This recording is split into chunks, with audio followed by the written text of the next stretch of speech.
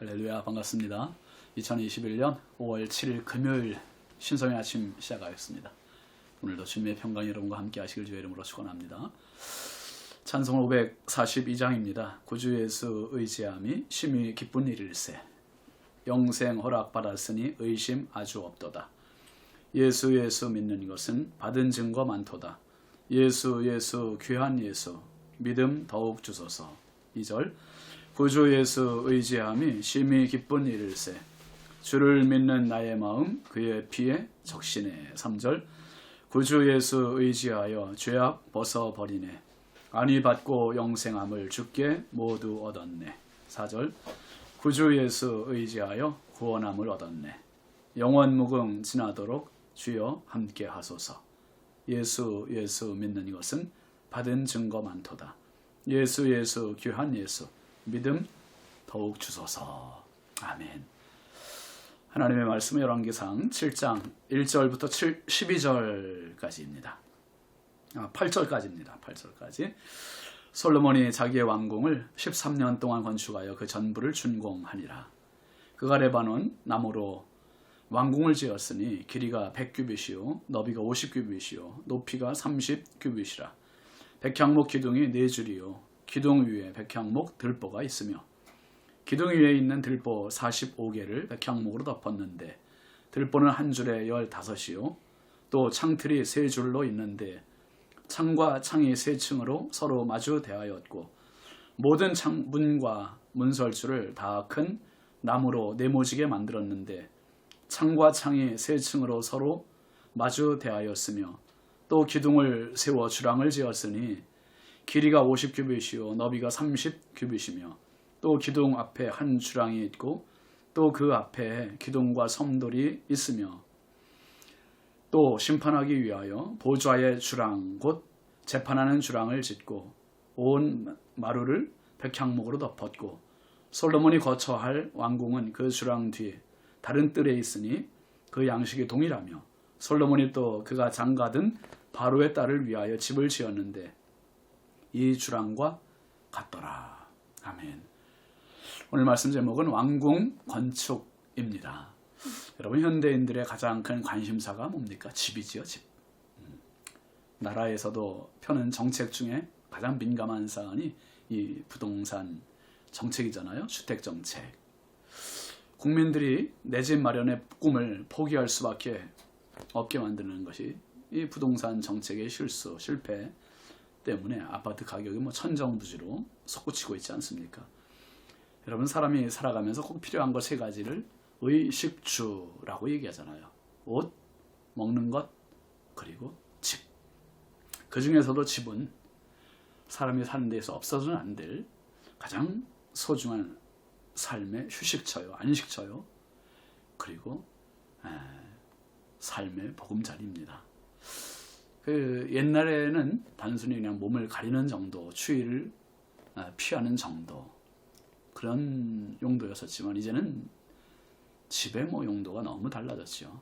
안락함, 편리함은 옛날에는 상상할 수 없는 그런 시설들, 그런 설계들로 지금 구성이 되고 있습니다. 보통 왜 그런 말 하잖아요. 일평생 3번은 집을 지어야 자기 마음에 드는 집을 짓는다. 이게 처음에 짓고 나면 조금 아쉬움이 남고, 2번째 짓고 나면 조금 만족을 하고, 3번째 짓고 나면 대만족을 한다는 거예요. 그만큼 이 집 짓는 게 결코 쉬운 일은 아닙니다. 옛날부터 그 집은 부의 상징, 권력의 상징으로 그렇게 보이기도 했습니다. 그래서 우리 조선시대에는 99칸 부잣집도 있었잖아요. 얼마나 큰 대궐 같은 집을 지었습니까? 사람이 방마다 다 돌아가면서 사는 것도 아닌데도 그렇게 크게 지으면서 자기의 부를 과시했던 그런 집도 있었습니다. 솔로몬이 이제 하나님의 성전을 7년 동안 건축하고 나서 왕궁을 건축합니다. 1절 말씀 보시면 솔로몬이 자기의 왕궁을 13년 동안 건축하여 그 전부를 준공하니라 그랬습니다. 솔로몬이 하나님의 성전을 7년 짓고 왕궁을 13년 지었다는 것은 그만큼 솔로몬의 마음이 성전보다 왕궁에 더 치중했다, 이게 아닙니다. 여러 가지 이유가 있는데요. 먼저 성전은 구조 자체가 단순했지요. 뜰, 그리고 성소, 지성소 이 세 군데만 지었으면 됐지만 이 왕궁은 구조 자체가 워낙 복잡했고요. 그리고 성전은 자재와 설계 준비가 다 돼 있었어요. 근데 왕궁은 지으면서 준비를 해나가야 되는 그런 입장이었고, 그리고 또 성전은 이제 처음으로 짓는 거기 때문에 모든 왕과 백성들의 열정과 의지와 지시가 아주 특별했었습니다. 그런데 지금 왕궁은 이 성전을 짓고 나서 물적, 인적 자원이 고갈되거나 아니면 지쳤거나 그런 부분들도 있고요. 그 다음에 성전에 비해서 이 왕궁의 규모가 한 4배 정도 컸기 때문에 이게 뭐 시간이 더 걸릴 수밖에 없는 거죠. 어쨌든 무려 13년, 이 성전까지 합하면 무려 20년 동안을 건축이라는 시간으로 솔로몬이 그 왕정 초기 시간을 다 보냅니다. 그러니까 40년 중에 절반을 이렇게 건축으로 보내게 돼요. 아무튼 지혜 중에 지혜로운 왕 솔로몬이 건축을 했으니 그 건축이 얼마나 아름답고 빼어났겠습니까? 그런데요, 특별히 오늘 말씀 2절 3절 말씀에 보면 이 건축의 자재들이 나와요.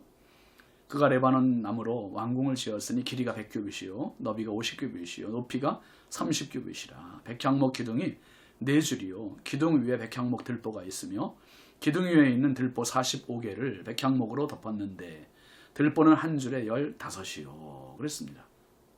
왕궁은 모두가 5개의 건물로 이루어져 있었습니다. 모든 건물의 바닥, 벽 외의 모든 나머지 부분은 다 레바논 백향목으로 다 지었습니다. 마치 백향목 숲을 옮겨온 것과 같은 그런 아름다움을 연출하는 거죠. 지금도 여러분 집을 지을 때 어떤 집이 비쌉니까?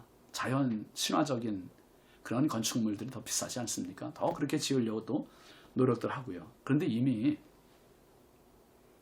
3000년 전에, 지금부터 3000년 전에 솔로몬은 자연 친화형의 왕궁을 건축을 한 겁니다. 참 기가 막혀죠. 이 왕궁 건축에서 특별히 눈에 좀 띄는 부분이 있네요. 8절 보시면 솔로몬이 거처할 왕궁은 그 주랑 뒤 다른 뜰에 있으니 그 양식이 동일하며 솔로몬이 또 그가 장가든 바로의 딸을 위하여 집을 지었는데 이 주랑과 같더라 그랬습니다. 솔로몬은 자기를 위한 거처를 짓고 왕비인 바로의 공주, 즉 이방 애굽의 공주를 데려다가 결혼을 했고 그를 위해서 사절을 지어준 겁니다. 결국 정략 결혼으로 이루어진 이 결혼 생활에서 솔로몬은 여러분 훗날에 이방 우상 숭배의 빌미를 제공하게 되죠. 그리고 죄악의 불씨가 되기도 합니다. 하나님의 사랑을 받은 사람, 하나님을 사랑하는 사람 솔로몬이 아버지 다윗의 대를 이어서 하나님의 성전을 지었습니다. 또 왕궁을 지었습니다. 근데 뭔가가 미심쩍은 이 끝에 부분이 영 마음에 걸려요. 수많은 정금을 사용했고 최고의 정성과 마음을 다해 레바논 백향목을 썼고 잣나무를 썼고 최고의 건축수를 보여주었습니다. 모든 것이 완벽해요. 그런데 바로의 딸을 위하여 이 대목이 영 마음에 걸리지요. 사람의 첫째 목적은요, 그리고 마지막 목적은 하나입니다. 유일하신 하나님 영광을 위하여. 아멘이시죠? 하나님의 영광을 위하여. 더군다나 제사장 나라의 왕인 솔로몬이 바로의 딸을 위하여. 참 이 대목이 불미스럽습니다. 여러분, 사람이 살아가는 삶 역시 건축입니다. 어떤 분은 50년 동안 살아온, 어떤 사람은 70년 동안 살아온, 어떤 사람은 80년 동안 살아온 자기의 연한이 자기의 건축의 연한입니다. 미국의 아브라함 링컨 대통령이 한 말이 있잖아요. 사람의 나이 40이면 자기 얼굴에 책임을 져야 한다. 얼굴에 다 나타난다는 거예요. 그 사람의 삶이 어떻게 살아왔는지, 어떤 마음으로 살아왔는지. 여러분, 얼굴이라는 말이 얼꼴, 얼모양이라는 말, 혼의 모양이라는 말이잖아요. 우리말이 참 순 우리말이잖아요. 잘생겼니 못생겼니 꽃미남이냐 아니냐 이게 중요한 게 아니라 얼굴에 담겨진 이미지, 이게 건축이에요. 건축. 어떤 분은 우락부락하게 생긴 분도 있고 어떤 분은 좀 인색하게 생긴 분도 있고 어떤 분은 좀 온화하게 생긴 분도 있고 어떤 분은 좀 푸근하게 생긴 분도 있고 각자 다 이미지가 다 달라요. 오늘 한번 거울 보세요. 내 건축은 어떤지. 왕궁 건축, 솔로몬의 왕궁 건축과 같이 우리 인생의 왕궁과 같은 역할을 하는 게 바로 얼굴 아니겠습니까? 하나님 앞에서 정말 아름다운 영적인 꽃미남, 꽃미녀가 다 되시기를 바랍니다. 기도합시다. 하나님 아버지 참 감사합니다. 하루하루 사는 것이 한 주가 되었고 한 주 한 주가 한 달이 되었고 한 달 한 달이 모여서 1년이 되었습니다.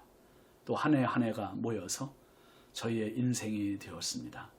하나님, 마음의 표현이 얼굴에 있으니 하나님 나라 가는 그날까지 왕궁 건축 잘 하다가 주님 앞에 설 수 있게 하여 주시고 우리 모두에게 선하신 주님의 마음 품고 살아가게 하여 주옵소서. 예수님의 이름으로 축복하고 기도합니다. 아멘. 오늘도 예수님의 마음 품고 행복한 하루 되시기 바랍니다. 감사합니다.